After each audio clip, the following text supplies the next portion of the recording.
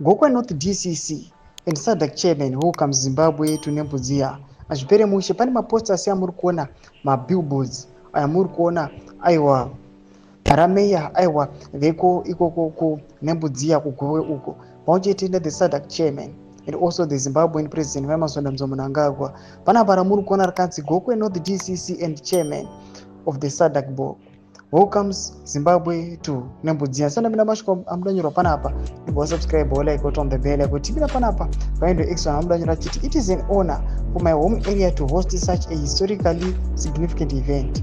Please join us in celebrating our nation's rich heritage and freedom. Vanomuposta mapictures amuri kuona aiwa is these billboards were welcoming people aiwa kuNembudzia. Panapa vanhu it is their shock vachiona kuti they've been welcomed to deadly our road network system. Vachiona kuti mabillboards chaiwo anga akatonyura mumadhaka, even motor vehicles. You've seen our several vehicles, our Fortuners and the most luxurious vehicles dzakanyura madhaka. Vanhu vachiti aiwa ndokwatiri kuwelkamiwa here na the mayor aiwa watikajena veku Nembudzia pamwechete ne the SADC chairman.